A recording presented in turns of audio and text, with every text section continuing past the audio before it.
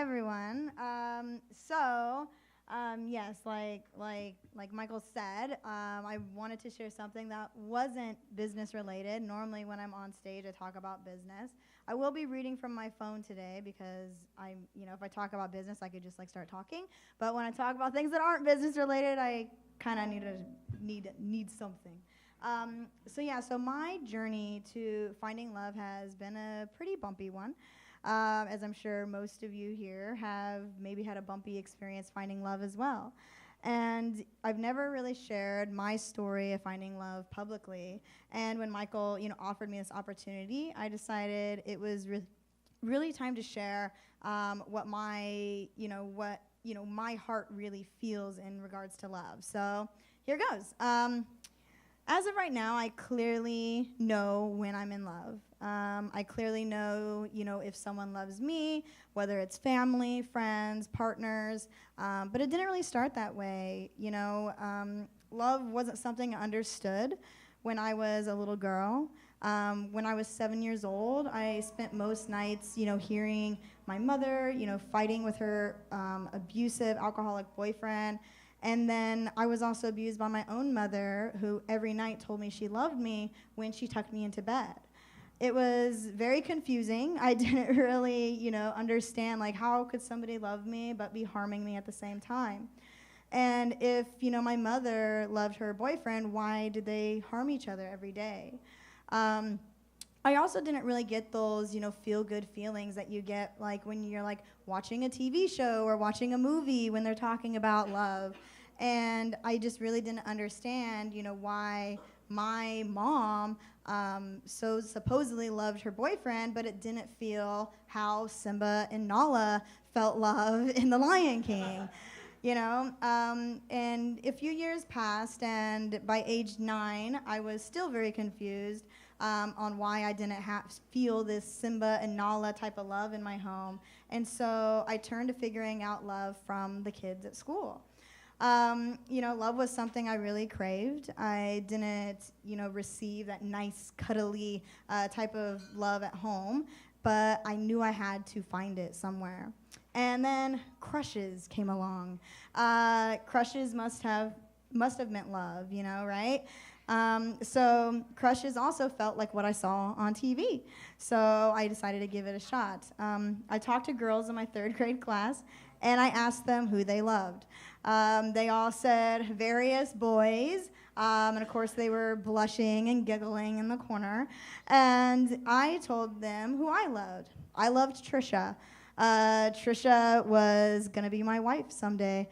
And the girls in my class kind of shrugged and looked at me weird and just walked away. And I remember Trisha very vividly. She was my first crush I ever had. She had freckles and brunette hair, and her hair was slightly wavy. And she had bright blue eyes and very fair skin, and she always wore purple, which was my favorite color at the time. And I was so excited when I got an invitation to her birthday party. I went to the party feeling butterflies in my stomach on the car ride there. And I was so nervous to give her the gift that I had made her. I hoped that she would love it, and I had sewn together a little doll that looked just like her.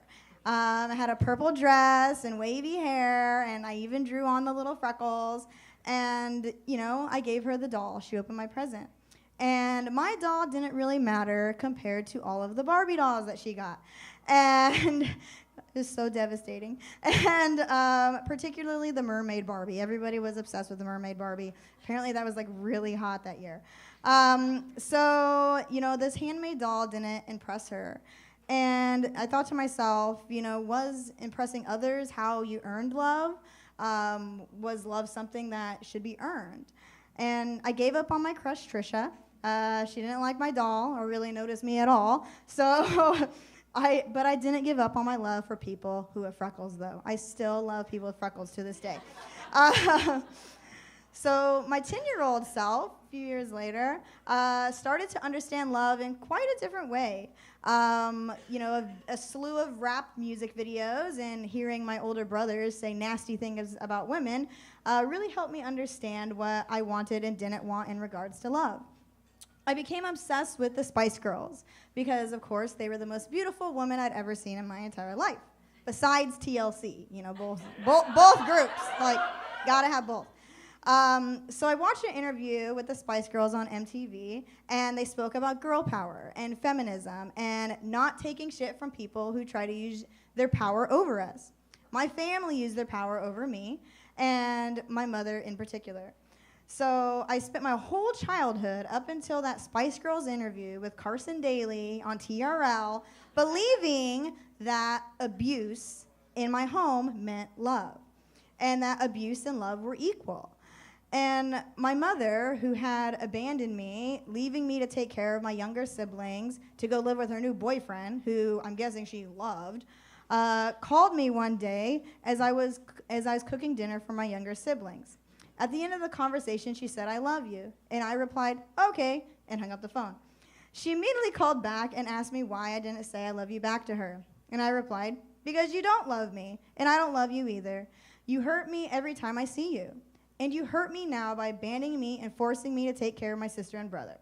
I don't love you, and I won't apologize for it." The Spice Girls said that I shouldn't apologize for speaking my truth. I had recorded the Spice Girls interview on a VHS tape, and I watched it over and over again daily for at least a month. I was 10 and so grateful I'd found this power, this girl power, something I didn't know existed. I thought girls were weak. I didn't know that we could be strong, and I stood up for myself for the first time in my life. And I knew the difference between abuse and love. They weren't the same, and I'm grateful I learned that at the young age of 10. It was my first action of self-love, standing up for me. So age 12 comes along, and I didn't know who I was. No one knows who they are at age 12, but I felt I was quite different than other people. I liked girls, but at church, I was told being gay was wrong. So in order to not go to hell, I decided to like boys instead. I pretended to have crushes on all the most attractive boys. I remember going to church camp and getting in trouble for making out with the hottest guy there. And the thing is he wasn't really hot to me. He was hot to all the other girls. But I figured if I swooped him up in an effort, I would prove that I wasn't attracted to girls. However, at church camp, the showers for the girls were all in one big locker room type of shower. And I was attracted to a particular girl at church camp. And of course, my hormones were raging because I was 12. What the heck was I going to do? It was so difficult for me to not be attracted to other girls, and especially not to look at them. And so I ended up taking showers at midnight because I didn't want anyone to see that I was taking a glimpse at them. And I didn't want anybody to know that I was gay.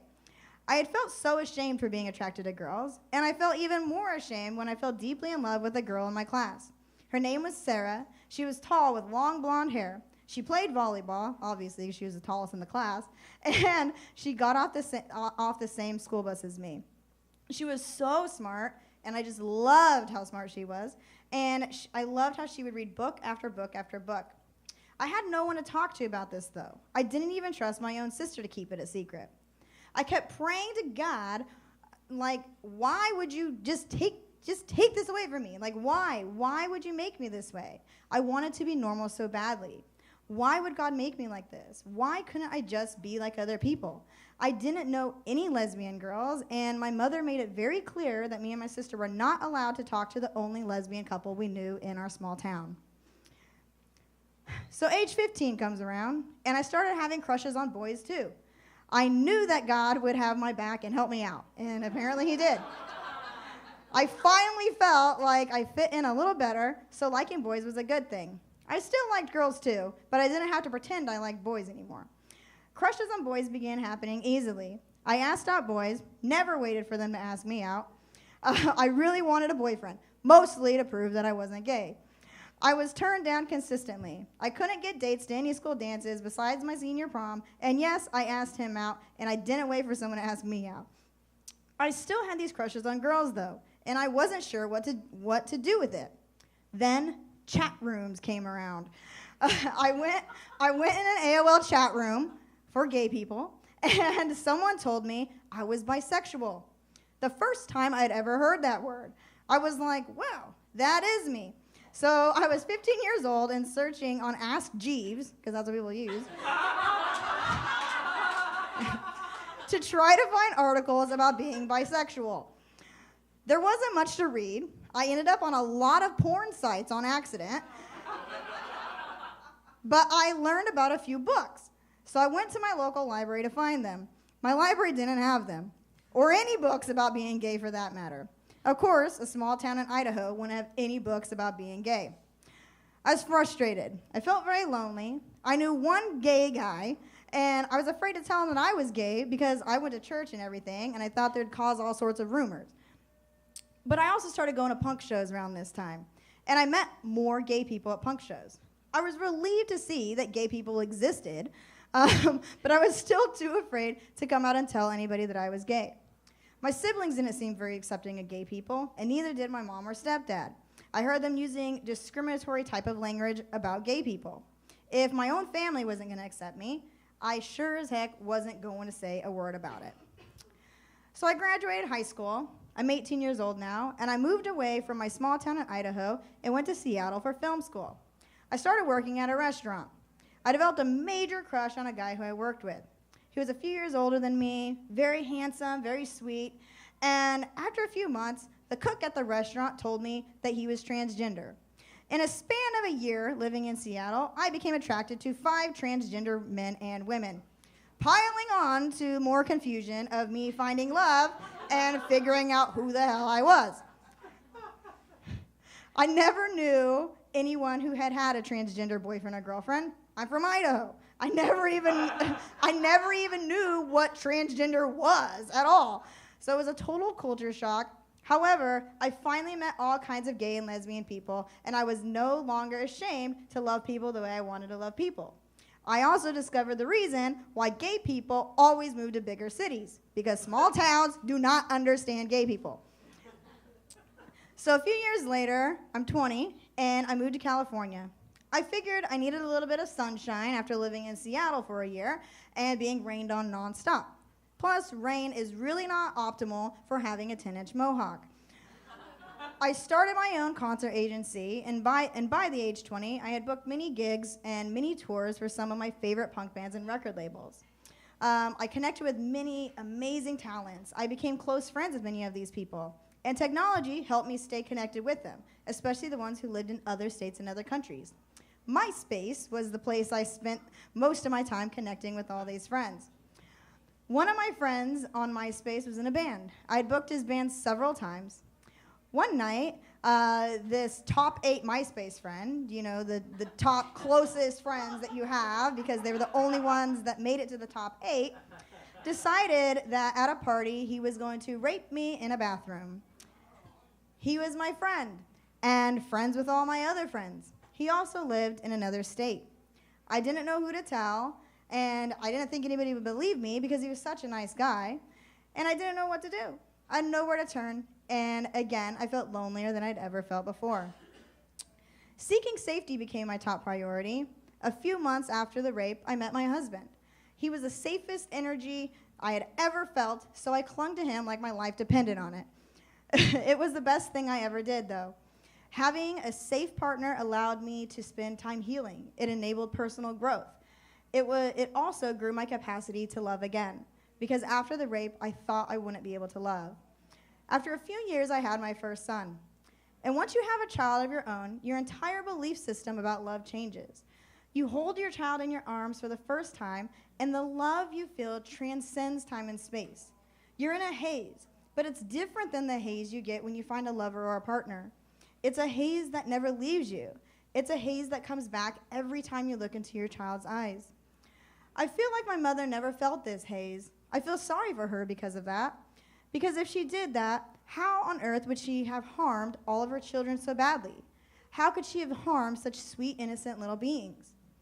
Having children gave me the realization that I had a high capacity to give love than I had to receive love, which is something I'm continually working on. So years later, now age 32, loving myself. I spent 11 years with my husband. I spent that time healing, growing, mothering. The last 3 of the relationship were not really great years. I found it very difficult to let go of my safety, him, even though I didn't feel like he was my safety anymore. Letting go and separating from my ex was the best action I could do to show the universe that I was committed to loving myself and committing to living a life of love. It's been almost a year since the split with my soon-to-be ex-husband, and I have extended my love to as far and wide as I can reach. I currently am in love. I love my life. I love my children. I love my work. I love my friends. I love myself, and I feel I found love. I know that I know that if I can find love after all the trauma, all the ups and downs, you can too.